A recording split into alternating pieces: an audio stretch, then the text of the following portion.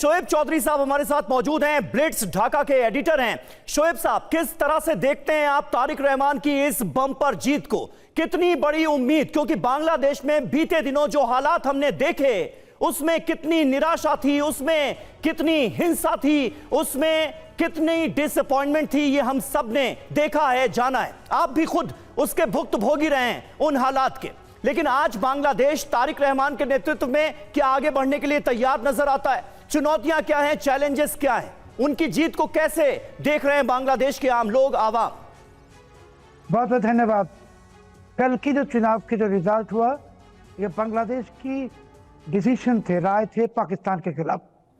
कल पाकिस्तान के खिलाफ, इस्लामिक कट्टरपंथियों के खिलाफ, आतंकवादियों के खिलाफ और जमात इस्लामी के खिलाफ कल की राय थी। बीएनपी को अभी 213 आसन मिला अब तक, 213, और बीएनपी अभी सरकार बनाएगा। तो बीएनपी के लिए सबसे बड़ी जो चैलेंज, फर्स्ट चैलेंज है law and order, secondly economy, और इकोनॉमी को ठीक करने के लिए बीएनपी को ही भारत के साथ फिर से रिश्ता ठीक करना पड़ेगा, और बीएनपी करेगा भी। और पाकिस्तान हमारे दुश्मन मुल्क, पाकिस्तान से दोस्ती करके बांग्लादेश की बर्बादी, ये बीएनपी भी जानता है। और बीएनपी पिछले, ये आप बहुत बड़ी बात कह रहे हैं शोएब चौधरी साहब। आप ये कह रहे हैं कि जमाते इस्लामी के जरिए बांग्लादेश में पाकिस्तानी इरादों की दरअसल ये हार है, ये पाकिस्तान की हार है बांग्लादेश में। बिल्कुल ही। और पाकिस्तान ने इस्लामाबाद से 60 जर्नलिस्ट भेजा है। हाँ। उसको आशा थी कि कल जमात इस्लामी जीतेगा और कल जश्न मनाएगा बांग्लादेश में। तो पाकिस्तान हार गई, जमात इस्लामी हार गई, कट्टरपंथियां हार गई। अभी बीएनपी आया है। हमारे आशा है कि 18 महीने की जो ये तानाशाही यूनुस की, इसका भी चौधरी साहब, लेकिन कल भी परसों। और चौधरी जी, लेकिन एक सवाल यहां पर यह बनता है कि यह हुआ कैसे? मतलब पिछले कुछ महीनों से अगर देखा जाए तो कट्टरपंथी हावी थे, सड़कों पर थे। जिस तरीके से ये पूरा का पूरा कू हुआ था, हमने हालात देखे थे भाई। फादर ऑफ नेशन की स्टैच्यूज का क्या किया था इन लोगों ने, वो भी हमने देखे थे। लेकिन इन सब के बीच क्या हुआ कि जब लोगों को मौका मिला वोट डालने का, तो उन्होंने इन एलिमेंट्स को एक तरीके से पावर से बाहर करने की प्रोसेस को शुरू कर दिया। देखिए, मैंने लगातार कहता रहा कि पिछले 18 महीने बांग्लादेश की हालत ऐसी थी कि एक हवाई जहाज में हाईजैकर घुस गई। ये इस्लामिक कट्टरपंथी या जिहादी जितने हैं, इसकी संख्या 80 लाख से ज्यादा है, सब मिला के, जमात के सपोर्टर को सबको मिला के। और बंगाली है 18 करोड़। कल बंगाली ने आवाज उठा दिया। आप देखेंगे अभी ये कट्टरपंथी, ये जिहादी सब भागेगा, ये यहाँ वहां भाग जाएगा। और पाकिस्तान की जो दादागिरी थे बांग्लादेश में पिछले 18 महीने, पाकिस्तान के सब कुछ बर्बाद हो गया। बंगाली ने चुनाव में ये राय दे दिया कि बांग्लादेश में पाकिस्तान के कुछ भी लफड़े चलेगा नहीं।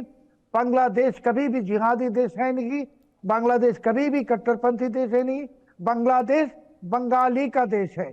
और बंगाली ने कल चुनाव में डेमोक्रेसी, ठीक है, यह बात आपने बहुत इंपॉर्टेंट कही है कि बांग्लादेश जो है वो बंगालियों का देश है, और यहां पर कट्टरपंथ किसी भी हाल में चलेगा नहीं। कट्टरपंथियों की ये हार आप बता रहे हैं, और पाकिस्तान के इशारे पर जो जिहादी कोहराम बर्पा कर रहे थे बांग्लादेश की सड़कों पर, ये उनकी हार है, और उनको जवाब दिया है बांग्लादेश की आवाम ने। बांग्लादेश चुनाव में जमकर हिंसा हुई, 14 अलग अलग इलाकों में हिंसा हुई। ये भी चुनाव का एक और पहलू हम आपको बता रहे हैं। हिंसा में 72 से ज्यादा लोग घायल हुए। नोआखली के हटिया में 31 लोग घायल हुए हैं, ये जानकारी भी सामने आई। हालांकि अब नतीजे सामने आ चुके हैं, लेकिन चुनाव के दौरान जो हिंसा की खबरें सामने आई वो भी हम आपको बता रहे हैं। 72 से ज्यादा लोग इस हिंसा में घायल हुए हैं, और खास करके नोआखली के हटिया में 31 लोगों के घायल होने की खबर भी सामने आई।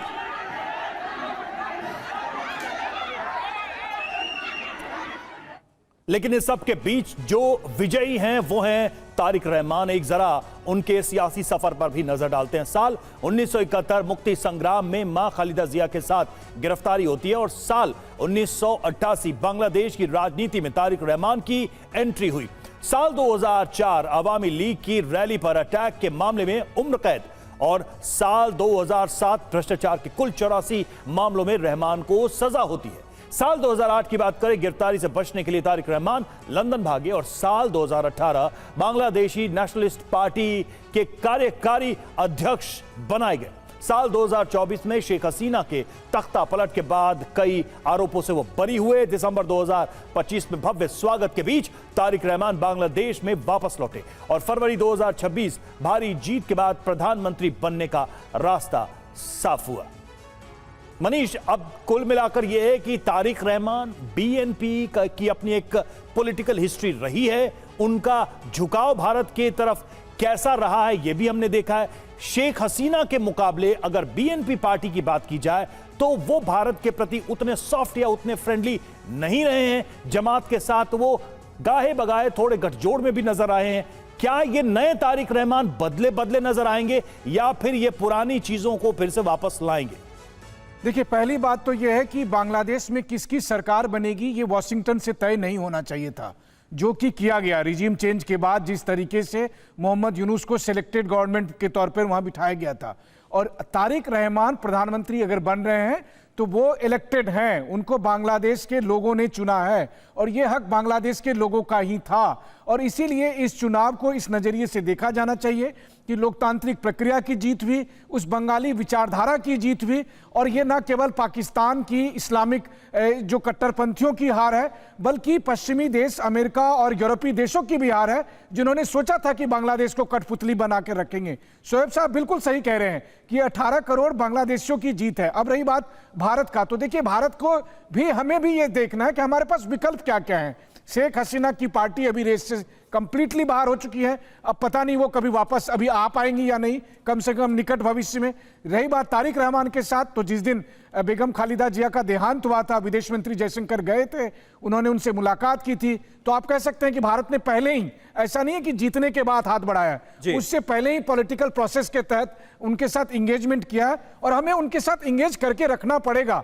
वहीं दूसरी तरफ जमात की हार हुई है, लेकिन मुझे लगता है कि एक थॉट हमारा यह भी रखना चाहिए कि हमें बांग्लादेश के हर स्टेक होल्डर से बात करना होगा। हम किसी बाहर से नहीं, जो बांग्लादेश में है उसी के साथ हम कैसे बेहतर तालमेल कर सकें, ताकि किसी तीसरे पक्ष को वहां पर अपनी डर्टी पॉलिटिक्स करने का मौका ना मिले। लेकिन बात अभी यहीं खत्म नहीं हुई है।